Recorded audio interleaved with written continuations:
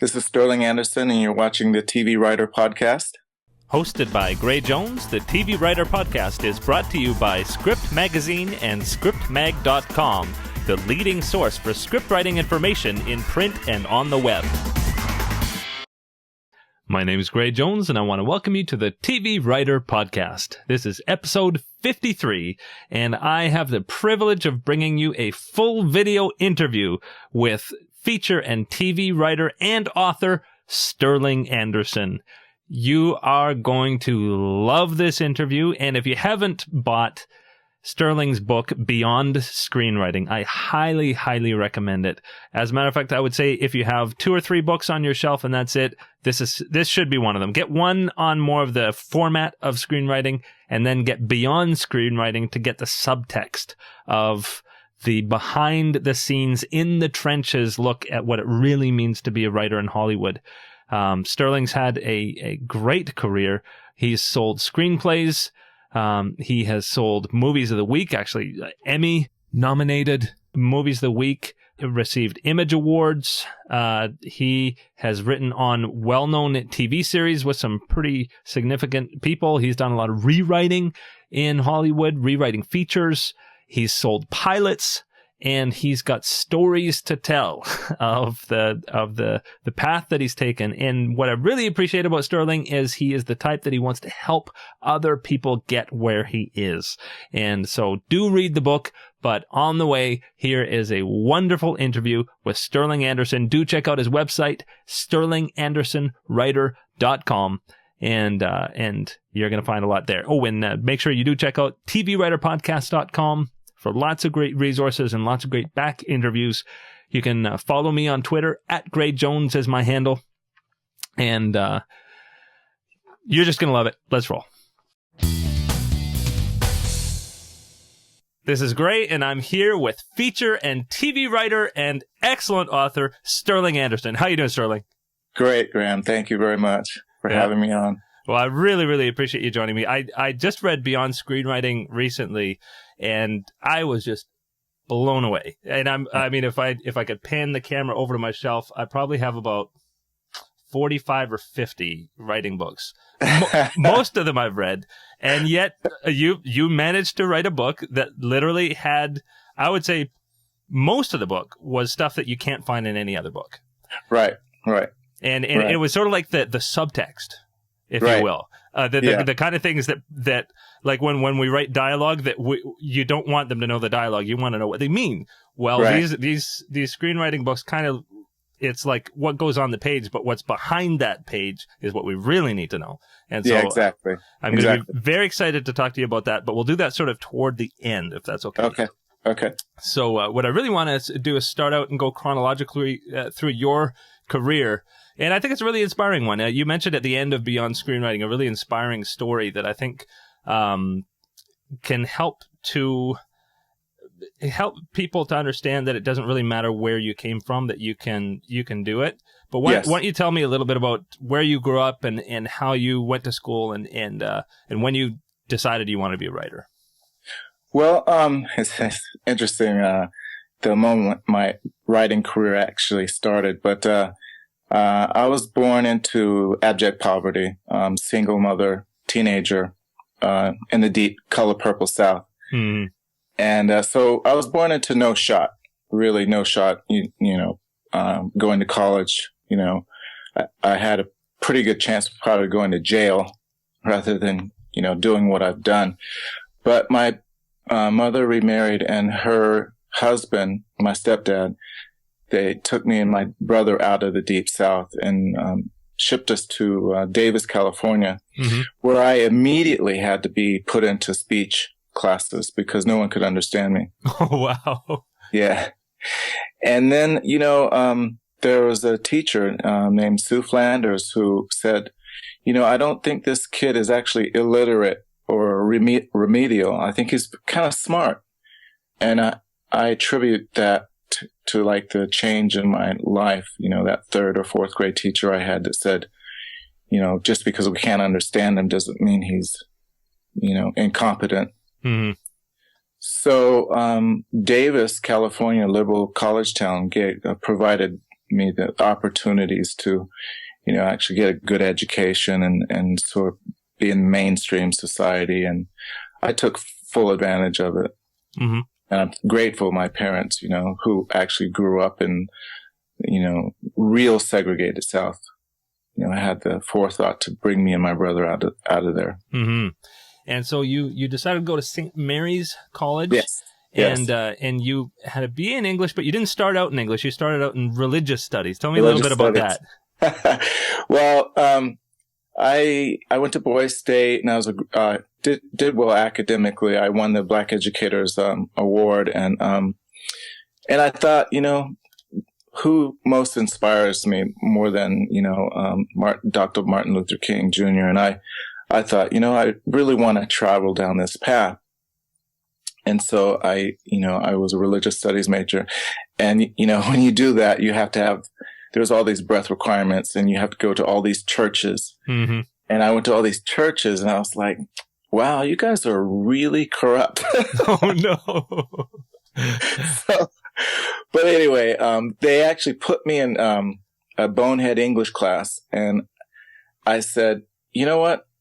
If you're going to tell me I cannot write, I'm going to declare English as a major. Uh-huh. Because that will force me to write. Uh-huh.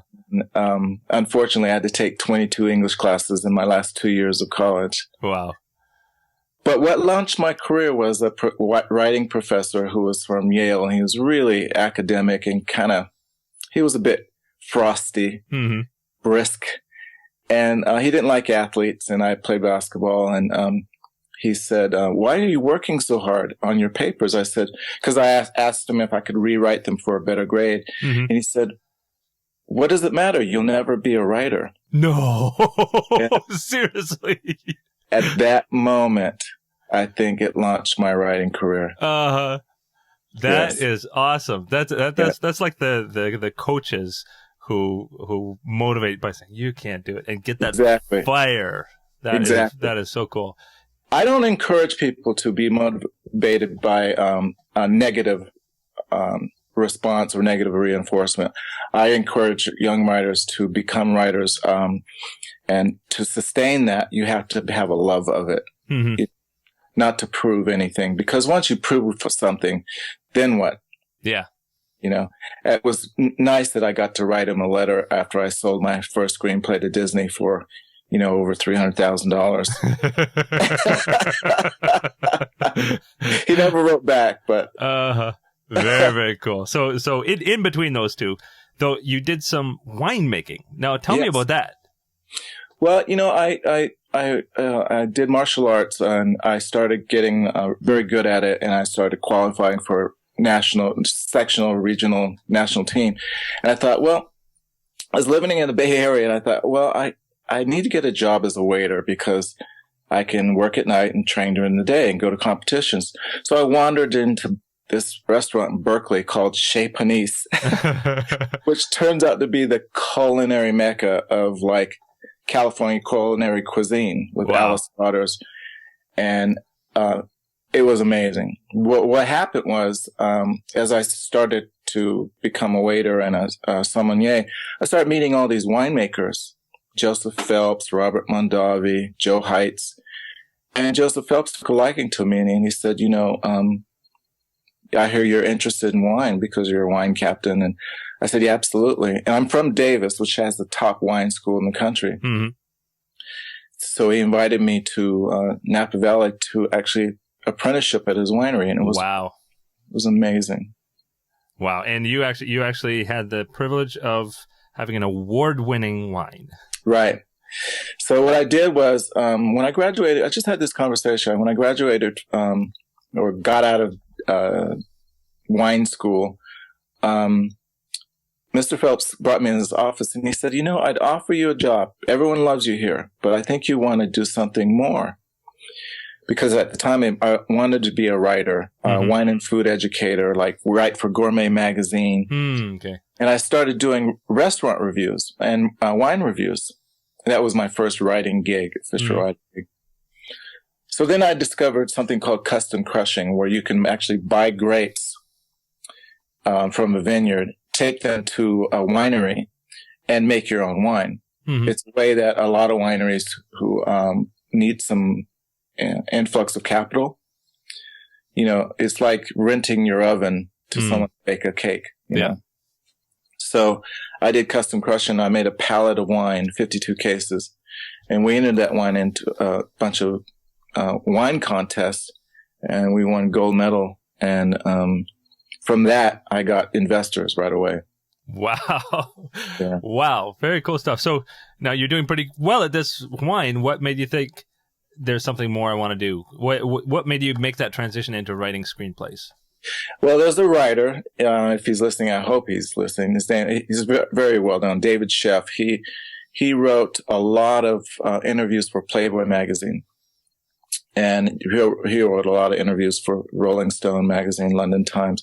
He did like Muhammad Ali and John and Yoko Ono. And he started this new section in Playboy called Fast Forward, where he featured up and coming people. And his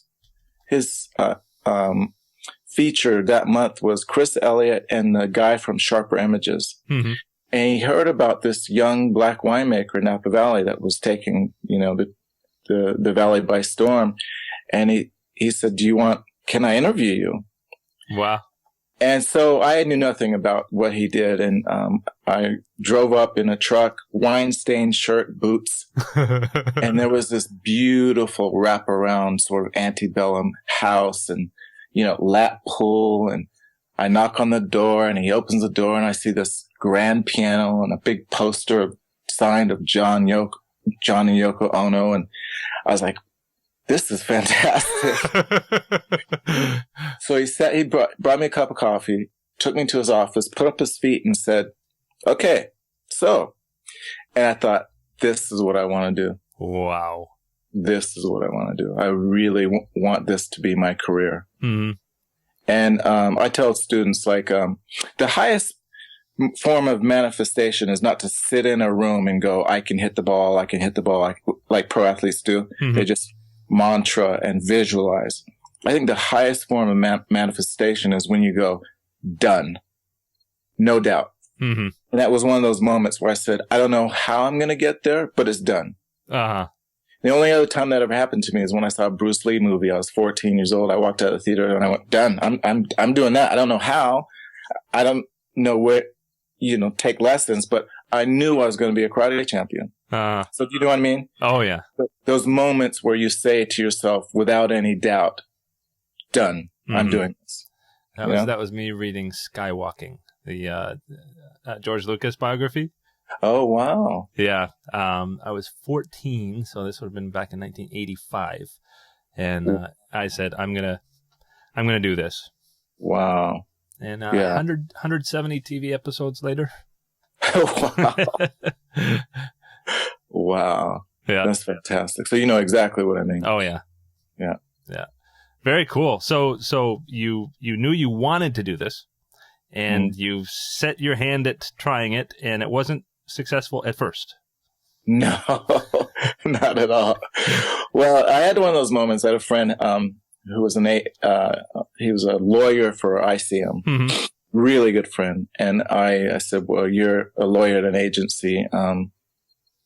What should I do? And he sent me the screenplay, and it was kind of funny because I read it, and it was one of those moments where I read the screenplay and I thought, I can do this. This is really fascinating. I can do this. And he was joking. He said, you know how much that screenplay sold for? And I said, no. He said, his name was Steve Kotlowitz. So I said, Kot, how much? He said, $3 million. Oh, my goodness. The movie hadn't been made yet, but it was called Basic Instinct, and it was written by Joe Esterhaus. Yeah. And I was like, I had that moment, Graham, where I said, I can't hit the ball really over the fence anymore. I can't run as fast as Deion Sanders anymore. I can't jump as high as Michael Jordan. This is something I think I could do. And there's no ceiling on, how well I can be at it. I knew what I put into it was what I was going to get out of it. In other words. Yeah. Wow. So you wrote a script? Yes, I wrote a script and I gave it to Steve, and he read it and he let his assistant read it, and they called me and said it stunk. They said it was really bad. Wow. I'd gone out and I read every book on screenwriting, and I just tried to do it. Uh-huh. And so I said, okay, dusted it off, threw it away, and started again.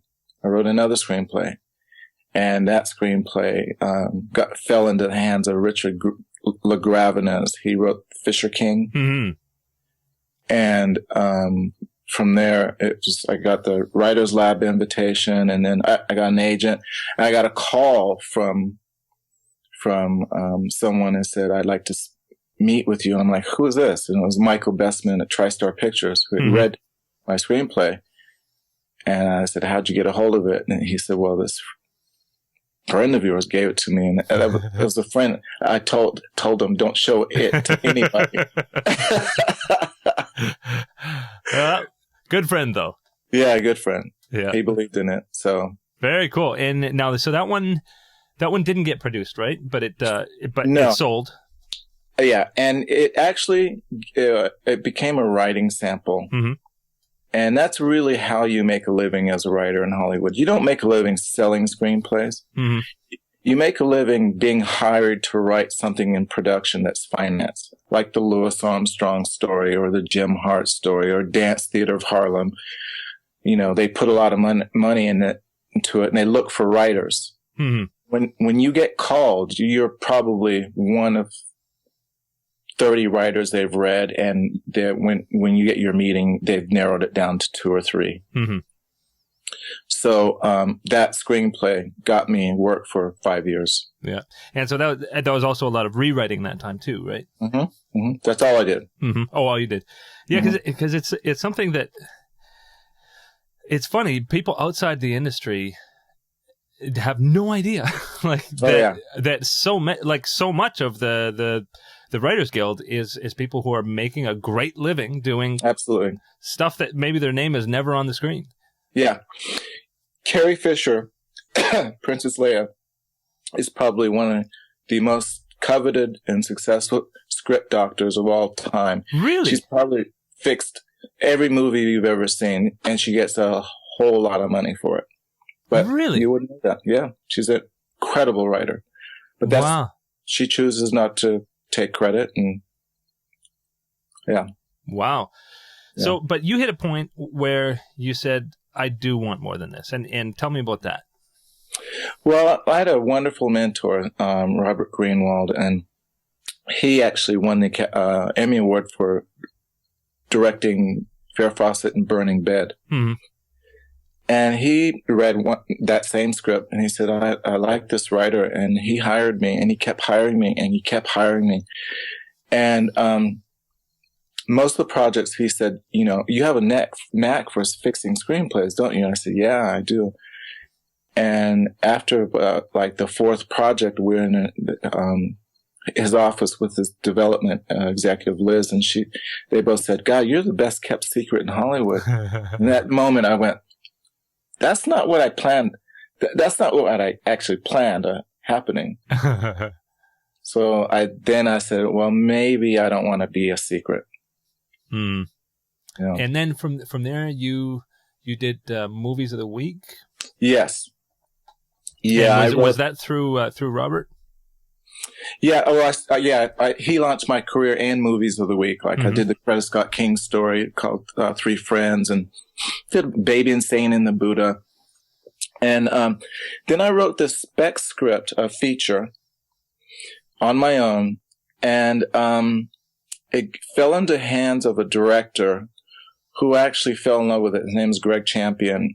And somehow Greg got the screenplay to Sidney Poitier. Wow. Yeah. It was one of those moments where a feature script got in the hands of a director and a well-known actor. And, you know, I get this phone call from Sidney Poitier saying he wanted to play this role. We had the same agent at the time, Sidney, Mr. Poitier and I. And I got this phone call. I was like, who is this? You know, Doug, is this Micah? Are you? You know. Wow. And that teleplay ended up being 3 Emmy nominations? Yeah. You know, a really good TV show rating now is about a 14 to 16 share. of the audience, like, Dances with Stars or Yeah. American Idol. On the unit, we came in at like a 14, 15 share, and we're number one hit show. Mm-hmm. This little movie with starring Sidney Poitier and Diane Weiss and Mary Louise Parker, got a near 30 share in the television ratings. Oh my goodness. Yeah. And Wow. it was like the fifth most successful movie for CBS in television history. And I got this really wonderful personal note from Les Moonves saying, "Thank you very much." And I didn't even know who Les Moonves was. Wow. So, yeah, it was extremely successful. And wow. And an Image Award from that as well? Yeah. That's a great story. But Mr. Poitier won for Best Actor. Mm-hmm. That year, I also had another screenplay that was nominated for Best Screenplay Image Award called Dangerous Evidence, but we won with Noah Dearborn. Mm-hmm. Wow. And so you're doing Movies of the Week, and then 9/11 happens. Tell me about that. Yeah. 9/11 happens, and then so there's kind of a moratorium immediately. Nothing about bad cops, firemen, doctors, nothing like that. Wow. And then everyone sort of pulled back financially. And then there was this breakthrough. Who it was decided, let's do some reality television because that costs no money. And that just blew up because they didn't have to pay directors or writers and just went like, this mushroom. And the first thing that left was Movies of the Week. And I had just become one of the highest paid Movies of the Week writers. Yeah. And, one of the most successful. And it went away. I mean, it didn't just fade out. It just disappeared. Wow. My whole career just left because that's all I did was Movies of the Week. Wow. And, like I tell people, I didn't go from 18,000 to 16,000 a year, 40,000 to 32. I went from mid six figures to zero. Oh. Zero. I had just bought a brand new house for my kids. And, it was an awful time. Mm-hmm. I had 2 kids in private schools and one son in private college. And I just didn't know what to do. So, So what did you do? I called a friend who I bought her house, and she was just a lovely woman. She was so nice, and she had created this animation empire. Her and her husband, Klasky Chupo, Arlene Klasky, and Gabor Chupo. And I said, I'm a writer, and actually, to back up, I thought first I'll get a job anywhere. I went and stood in line at UPS. I went and and I called my mentor, Robert Greenwald, and I said, Robert, I need a job. And Robert said, you have a job. You're a writer. You've been perfecting this job for the last 10 years or so. So he said, write something, write for a newspaper. So that's why I called Arlene. I said, I've never written for animation. She said, I sent her a note at 12 o'clock. I don't know what day it was. She said, get here by 3. And she saved me. I mean, it wasn't a whole lot of money, but she let me develop 3 or 4 shows with her, and it kept bread on the table. And you sold a few pilots, right? Yeah. Well, after Arlene and Klasky Chupo, what happened was my agent kept saying, write a 1-hour pilot sample, write a 1-hour pilot sample. And what young writers really don't know the value of that. But if you write a 1-hour pilot sample and you nail it, you're probably going to get a look, and you're probably going to get a job. Really? Yeah. So I wrote a spec 1-hour pilot, and I chose not to write, a Sopranos or whatever. I chose to make something up based on some information I learned about. There was these real badge-carrying, gun-carrying cops who policed doctors. They're in Pasadena, and they work for the medical board. And I thought, wow, perfect combination of the most popular genres, Yeah. cops and doctors. So I wrote this pilot called The Board. And Bob Greenblatt and David Gennellari had a show called 6 Feet Under, and they read it and they just fell in love with it. Oh, yeah? Yeah. And it sold. It never got put up. But that's pilot. 2 weeks later, I got a call saying, you have a meeting with Sean Ryan, the creator of S.H.I.E.L.D. And then I met with Sean for about 5 minutes. And he said, okay, can you meet with David tomorrow? And I'm like, David? He says, yeah, David Mamet. Oh, my goodness. Graham, I'm telling you, I had to drive across town with David Mamet. I got lost at least 15 times. I was late. It was an outer body experience. Wow. Yeah. Very cool. And you ended up working on, the unit was from that, but now unit you didn't do right away, right? You did a couple other shows in between. No, the unit was first. Oh, it was first. Okay. Yeah. Well, I had sold a couple of pilots, Bob Greenblatt and David tried to put up The Board, but it didn't stick. And so I went to the unit, and it was probably the best experience a young writer a television writer. Mm-hmm. See, now here's the thing. Although they called me a baby writer in television, because I had never done it, so I was labeled a baby writer. Huh. That's what they call you. Yeah. You're the grunt, you're a baby writer. But I wasn't. I was an Emmy-nominated writer. But I just didn't know television. Mm-hmm. And it was the perfect show because Sean said, okay, we're here for you to succeed. But if you write an episode, you have to produce it. So when my episode came up, I had to sit in casting. I had to go on scout, tech scouting, and I had, location scouting. I sit in the read-throughs. And then when the director came on board, you had to go to the set for your 8-day shoot. So it was the perfect entry into television because there was so much autonomy. That doesn't happen. Rarely happens. Oh, yeah. I mean, well, and if it does, it's only the senior writer level. Exactly. And also, I know this is something David Mamet didn't plan on doing, but I was the only writer that year who got to write sole episodes other than him. Mm-hmm.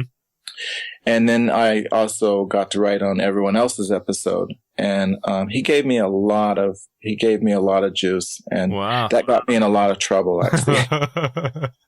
Because what they did was the network said, okay, David Mamet is David Mamet, so he's not going to be around. Sean Ryan has another show.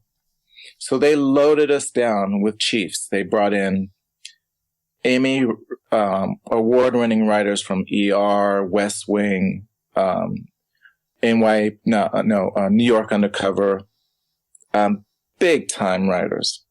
And I was the only grunt. And so these big-time writers were going, why is this guy getting to write sole episodes? Uh-huh. Why is this guy getting to create characters on our episodes?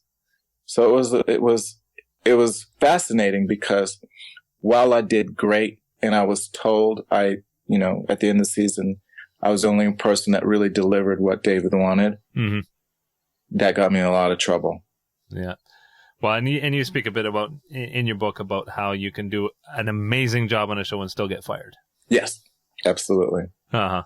Yeah. Strange things in Hollywood. Yeah, exactly. Yeah. I got my best review on the book was from a writer, co-executive producer from Lost, and she also preceded me on Medium, and now she writes for a great show now called Touch. And my first big review was from this writer said, you must read this book. It's the best screenplay book. And it's not just written for young writers. It's written for people who are actually in the business, because I talk about how to bounce back from being fired, because it's going to happen. Mm-hmm. And, the real things that go on behind the scenes. Yeah. Yeah. Which you don't necessarily know from working your way up even through it. Because I know Right. as I talk to a lot of different writers on the podcast, what I hear so often is that every room is different. And if you happen to, maybe you start on a show and you're lucky enough to get 7 seasons of it, you Right. might think all of Hollywood is the way that room was. Right. Exactly. And you go to your next room and it could be completely different. Absolutely. Yeah. Yeah. So we'll we got to move ahead a little bit. And you were on The Medium and Heist as well. And at what point did you decide that you wanted to start writing books? Because you've written a couple of writing books and another one as well. I'll tell you, it was a really seminal moment, and it started with Mr. Poirier. Mm-hmm. We're shooting a scene in Atlanta on my movie, The Simple Life of Noah Dearborn. Mm-hmm. And I'm standing on the set, and all these people are watching, and it's roped off, and we had a break, and Sidney Poitier sort of ambles or saunters over to me and stands next to me. I'm like, oh my God. He looks at me and he says, so what are you writing next? Uh-huh. I looked at him, and I'm not kidding you. I realized at that moment, I said, no matter what happens in my career, I want another disadvantaged kid to have this experience. Mm. So I knew at that time I was going to be a mentor.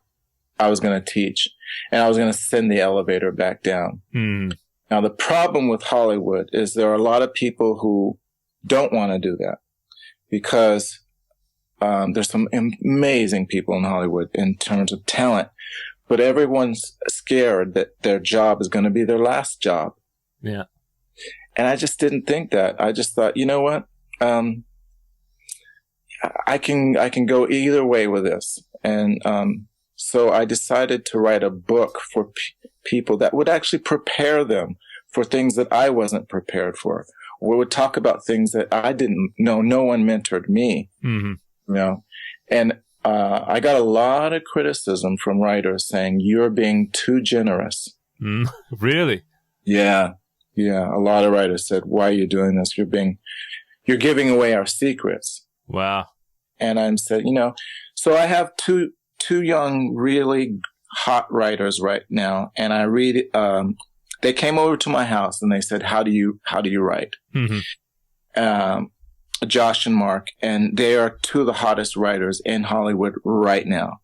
Now, I read an article on them. CAA picked them up, and I'm reading this article, and I thought, they're getting $1 million deals, blind deals, and they're just blowing up. Mm-hmm. I look at it, and I said, okay, I can either be really jealous like my peers, or I can realize I'm very good at it. And so I decided, you know what? I might be really good at this. And so the smoke screen is that I'm mentoring and writing books. But truly, if I reach one inner city kid or one disadvantaged young female, I think the worst human condition in the absolute world is not to be seen or heard or given a chance. Mm-hmm. So I thought, that's what I'd like to do. Well, and maybe we just talk about that a little bit. I actually floated this on Twitter a few days ago, or I think it was a few days ago. Just the idea that the biggest enemy to succeeding in film and TV is quitting. Right. And I received a bunch of tweets back that were saying, "Well, you can't say that because you're a white guy." Right. Yeah. What do you think? Like to me, I think it doesn't matter where you are. If you quit, that's it. Absolutely. Gil Cates, a well-known producer and dean of UCLA Film School, Gil said it only takes 5 minutes to lose your line in Hollywood. And Bruce Dern said everybody eventually makes it, but so many people dabble.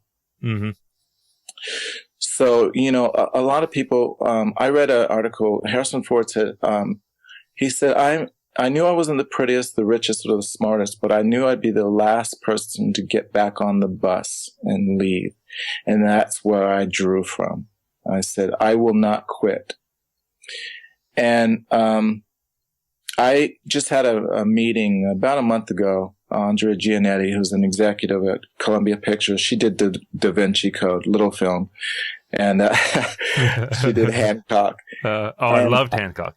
Yeah, I sat down in her office and I said, what can I tell young writers? And she said, tell young writers you have to be obsessed.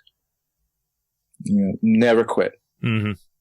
And that's the thing, a lot of people approach me and they go, I've got this fallback plan. I got this fallback plan. Well, you know what? I had no fallback plan. I had children, in high school, and I bought a brand new big house, and I all of a sudden had zero income. Mm-hmm. You just have to be one of those people who said, you just have to drag me out of here. Yeah. Well, there are many times I wish I wasn't that guy. Mm-hmm. Many times I wish I just worked at a gas station. Uh-huh. But that's not me. Yeah. Yeah. So, well, and like we said early on in the podcast, just because somebody tells you can't doesn't mean that you have to believe them. Right. Well, to address directly what you said about someone said you're white. I interviewed with Coretta Scott King, and she said to me, young man, why should I hire you to write my story? Because, I'm a female. I said, Miss King, you should hire a writer. And I got the job. Uh-huh. So at some point, it doesn't really matter. Maybe some people are going to be given the opportunity to get in a room. Mm-hmm.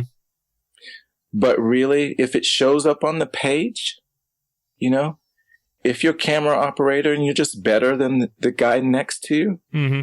It doesn't matter if you're Asian or black or, Now, I think that the reason there aren't as many opportunities for minorities is because we are not exposed to it. Mm. We don't sit there in a high school biology class thinking, I want to be a screenwriter. We're thinking, well, I'll be a doctor or a ball player or a teacher. Mm-hmm. So, Yeah. Yeah. And I know, when you're looking through a stack of resumes or you're looking through a stack of scripts, mm-hmm. you're looking at the quality of what's there. Right. Exactly. Well, so in specific, going through your book, obviously you have a lot of experience through all sorts of different areas of the industry, and mm-hmm. I highly suggest people just buy the book and read it. Thank you. We don't want this to be just a cheat sheet of everything, but by the same token, we do want to hear from some of your wisdom. What are some of the worst mistakes that new writers can make, do you think?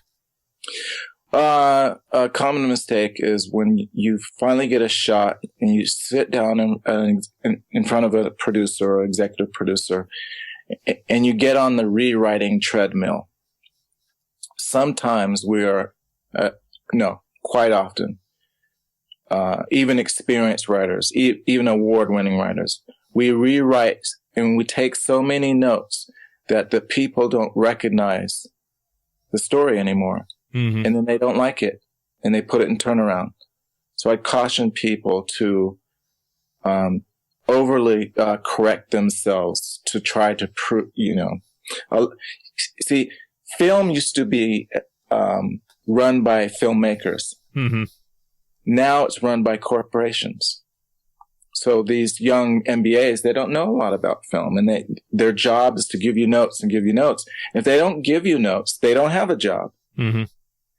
So several times in my career, I've rewritten so much that the studio went, we don't even recognize this project. Oh, no. A good example, I just got hired to write a remake of a 70s cult film. And by the time I was done, there was no parallel between the two movies. Mm-hmm.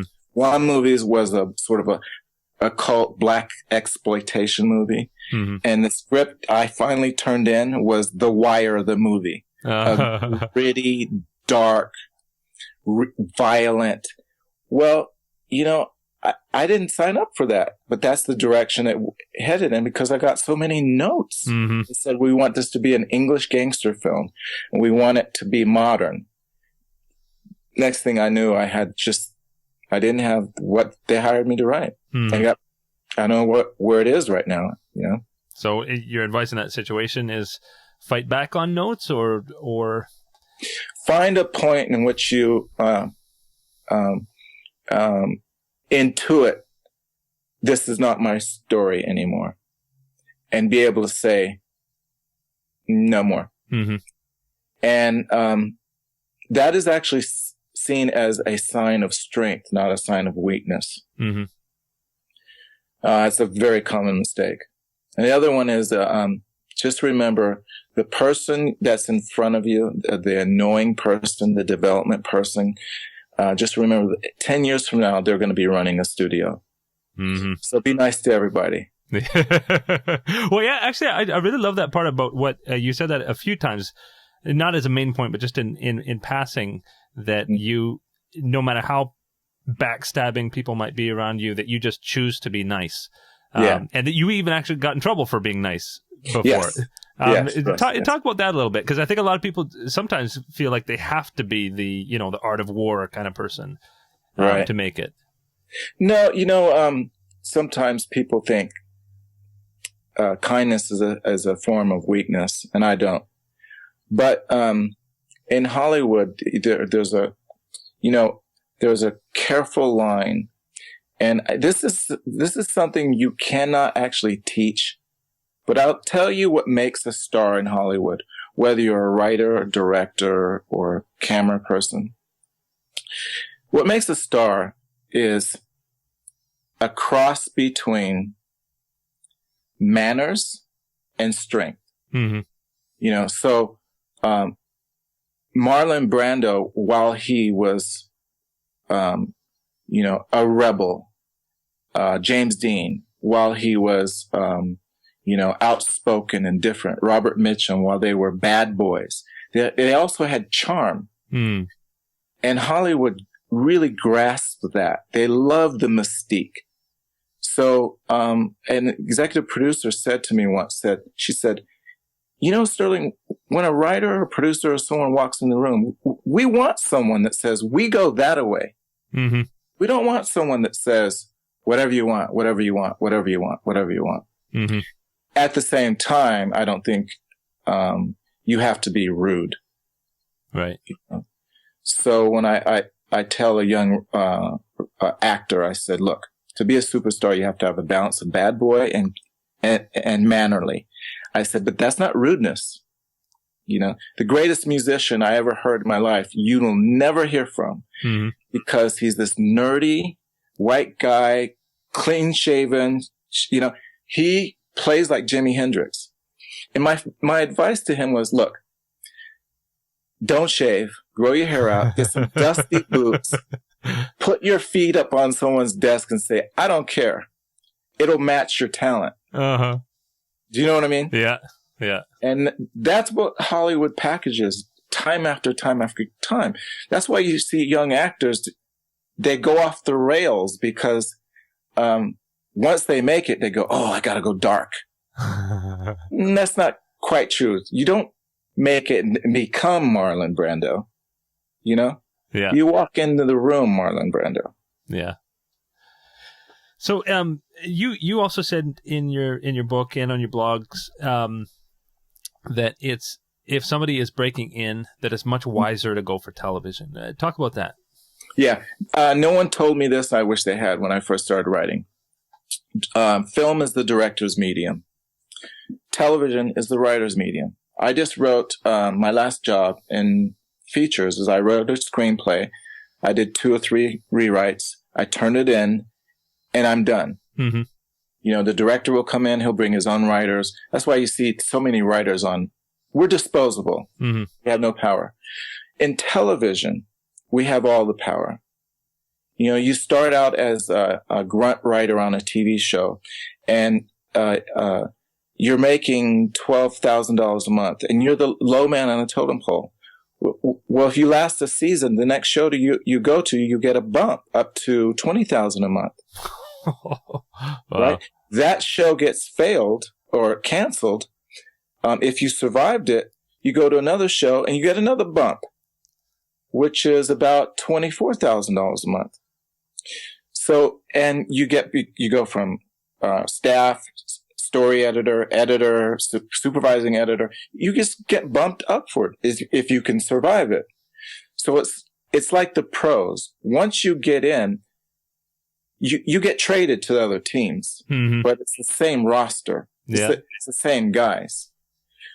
And so when you sell a screenplay in television, you walk in as the creator of. Mm-hmm. So, you know, like the creator of this guy who we went to the same high school, we went to the same college. He created a television show. The first season, he was fired off the show he created. He was fired. They said, "You don't get it. You don't know how to do this." He doesn't get his own show. He doesn't get his own show. Right? Exactly. Well, you know, in the seventh year of the show he created, he was getting mailbox money. I'd approximate would be a minimum of $100,000 an episode. Oh my goodness! Wow. So, you know, you fail upward. If you create a show called Prison Break and they fire you off of it, you're still gonna get paid big time. Wow. And then you walk into another room and you say, "I created Prison Break." Well, they're gonna go, "Oh, you have an audience. What do you want to create for us?" Yeah. No one remembers that you got fired. Uh-huh. You know? Yeah. So these days when they say don't write specs, write pilots, what would your advice be to, because you've sold a few now. Yeah.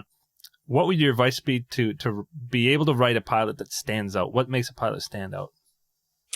Well, a lot of people don't know how to write pilots, number one. People create new TV shows all the time, but they don't know how to write pilots. And there's a special formula. And where people fail is when you write a pilot, a new television show idea, in that pilot has to be a sample episode, because the network wants to know, where are we going every week? So if you don't do that, you'll fail. Mm-hmm. So, you know, if you're writing a procedural, you have to write a pilot that you catch the bad guy. Yeah. If you write House, you have to cure the disease in the pilot. Yeah. So the network goes, "Oh, we know where we're going every week." Well, that even works for stuff that makes it to air. I just interviewed Kyle Killen, who created Awake, and his first show, Lone Star, he did as a premise pilot, and he said one of the problems with that show is that people didn't know in the first episode where it was going to go. Right. And I mean, there's other reasons it failed. It was kind of a cable show on the network and that kind of thing. But he made a deliberate effort with Awake to make sure that it wasn't a premise pilot, like it was an episode. Right. Exactly. You know, I paneled with Kyle in Austin. And yeah. He's a really good guy. Mm-hmm. Really good guy. Yeah. Oh, he's got a great story too. Yeah. Cool. And so I think we're coming to the end of our time here, but any other bit of wisdom for somebody trying to break in, or something you've learned along the way that you'd like to leave everybody with? I would say one of the things, if you become a writer, I think the most important, whatever writer you become, learn that you write to think. You don't think to write. If you think to write, you'll sit in your room and you'll think all day long. If you write to think, it'll prepare you to becoming a writer. For example, when you're on a show, you have to go in the office and create an episode. And if you sit in that office for 8 hours and you don't come out with an episode, you're gone. Mm-hmm. Okay. So write to think. Start typing first, because that's what we have to do. I write 6 hours every day, no matter what. Mm-hmm. Okay. Now, I think the most important thing that's not taught in any book to any screenwriter is the speed in which you have to write. So a lot of young writers think, oh, I can write a screenplay and I can take 2 years. Or I can write a pilot and I can take 6 months. Uh-huh. No. Okay. When you're on a show, you get a week or 2 weeks at the most to write an episode. So when you sit down and write a pilot, give yourself a week. That's it. Wow. You write a feature film, give yourself only 2 to 3 months to have a polished screenplay, because by the time you get in there and you start working, you'll be able to stay up. Many showrunners say, if you can't keep up, we can't keep you. Mm. So I say 2 things. 1, write to think, don't think to write. And 2, don't give yourself forever to write a screenplay. Know that if you're writing a feature film, if you get hired to write a feature film, you're only going to get 2 to 3 months to turn in a polished first draft. Mm-hmm. So don't sit there and go, I've got a year to do this. And if you write a television pilot, give yourself only 1 or 2 weeks. Get used to that pace. I think that's why a lot of writers fail. Mm-hmm. Because when they get there, even I've mentored 2 young writers, and they are overwhelmed. They're super successful. They're getting calls from Guy Ritchie to everybody. And they called me up and said, they want us to do this all fast. And I said, of course, because if you do it fast, you'll become a franchise. Mm-hmm. Because if you deliver fast, they'll go, oh my God, these guys are not only talented, they're fast. So this problem over here we're having, we're going to put them on that. Mm-hmm. And this problem over here, you become a franchise. Yeah. That's the best advice I can give. Very cool. Well, that's a great place to end up. And speaking of ending up, I do have to mention your website, sterlingandersonwriter.com. .com, yes. Yeah. And so everybody go there, because you can find out about all of your books and all of your other stuff that is going on. And you do blog on that site as well. Yeah. I have been on the road. I went to KU to speak, and I was at Northern Arizona to speak, and I just got back 2 nights ago. So I haven't blogged. I'm going to do my blog today, but I also have to do my own writing, and then I have some mentoring to do. So I have a pretty busy day, but we're doing a facelift to the website, and I will put up a blog in the next couple days. Very cool. And are you on Twitter? Yes. You are. Your Twitter handle is? Beyond Screenwriting, but it's an acronym. It's like, it's on my website. Okay. I'll get it from your website and put it up in the podcast. Yeah. Beyond Screenwriting, but it's like BYONSCR.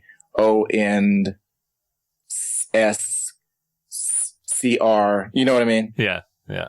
Cool. Well, I really, really appreciate you taking the time. And also, more than just taking the time, I appreciate you creating these resources to inspire people to do it.